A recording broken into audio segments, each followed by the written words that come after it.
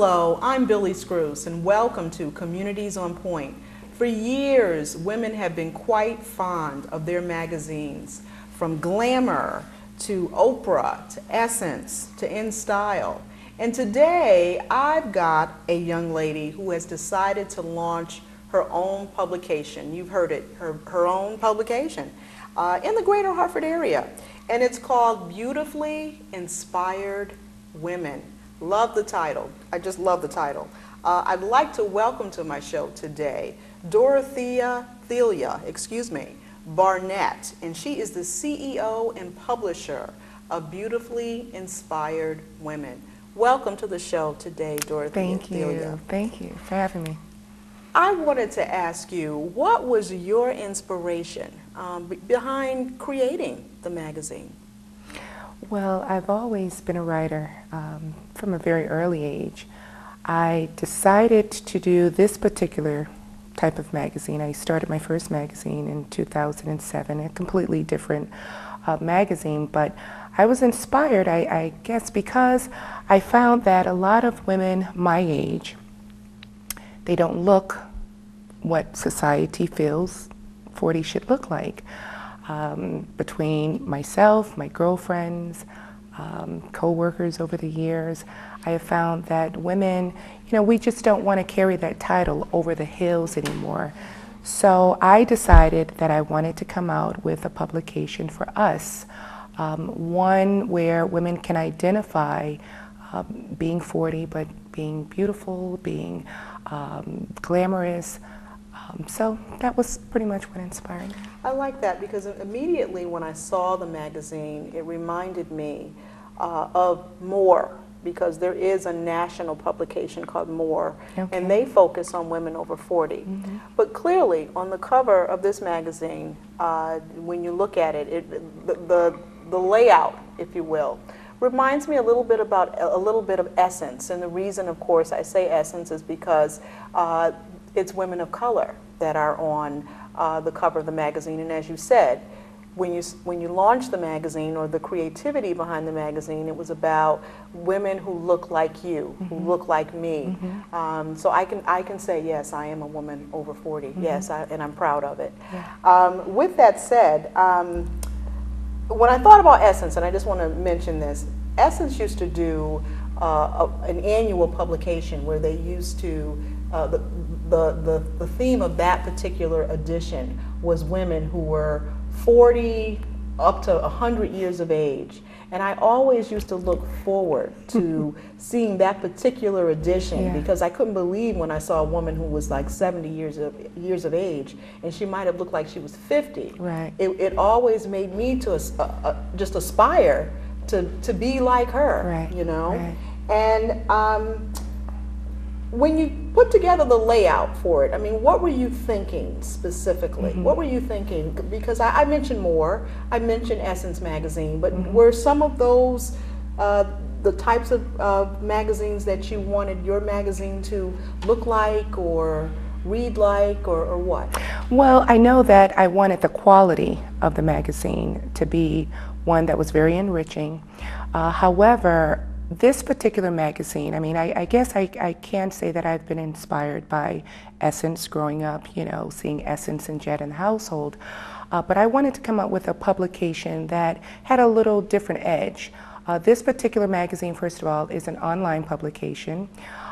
So you can virtually log on from wherever you are. I wanted a magazine that featured women of all nationalities. I wanted women to be able to find a magazine out there that they could connect to, all women of all color. So when I decided to, publish Beautifully Inspired Women's Magazine, I also decided to make it an online publication, so women virtually, whether they were in Europe or whether they were in Africa, they were in New York, they would be able to, to log on. Absolutely. Mm-hmm. We're going to talk a little bit about just some of the articles and some of the covers that you've already done.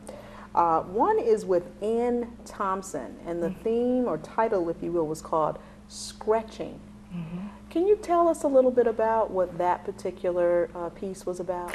Well, actually, Scretching is her last name. The title to that particular article was There's No Business Like Show Business.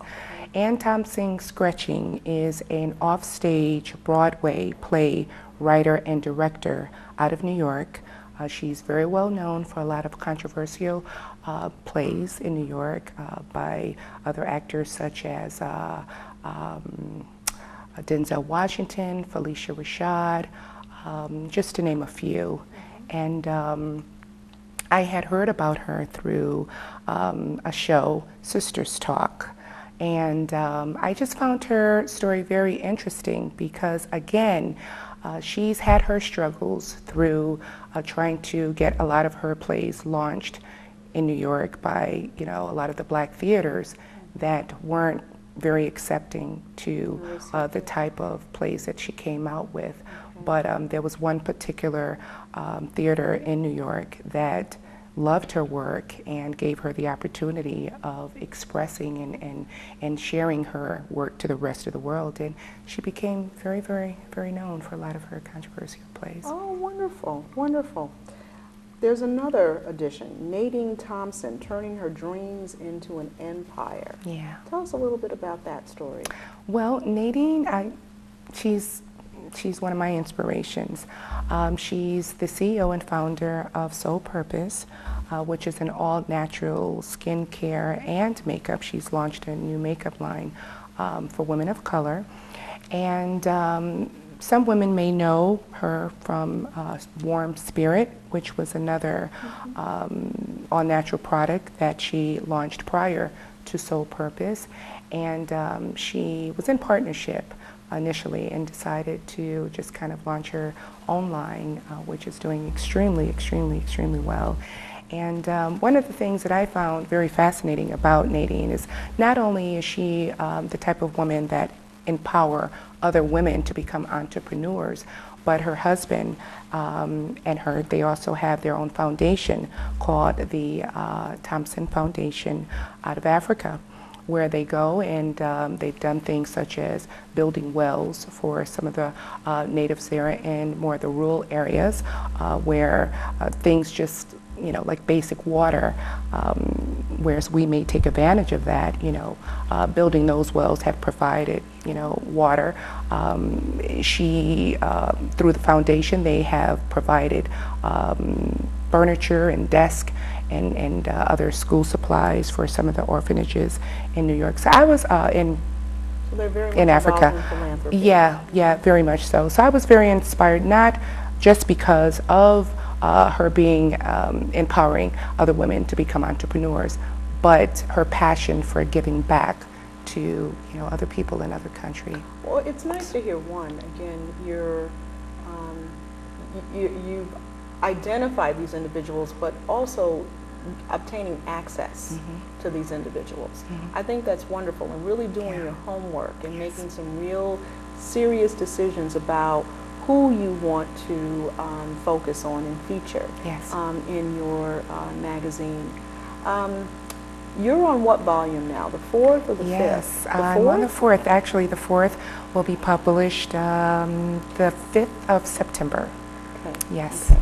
So. And we had a little sidebar conversation prior to us filming this, and you were talking about a particular article that was of interest, and I guess you enjoyed working on it. It was women who are marrying over the age of 40. And so what are the stats on that these days? What's going on? What might you tell us in your magazine that we may not get from another magazine, especially with the diversity, if you will, of women in your publication? Well, I have to say that I enjoy each article that we've featured thus far.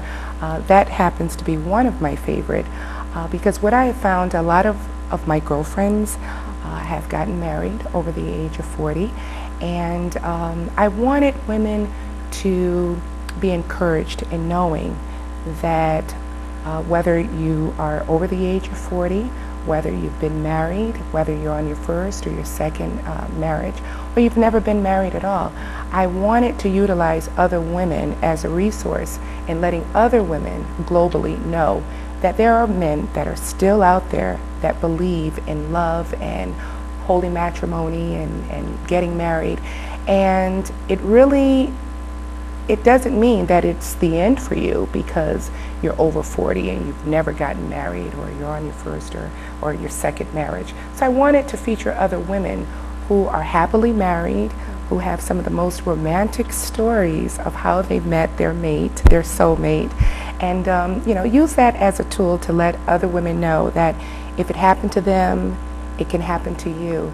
And I think the importance is just not to look, to just let it happen. And okay, we are actually going to take a break, and when we come back, we're going to talk more with Dorothelia about beautifully inspired women.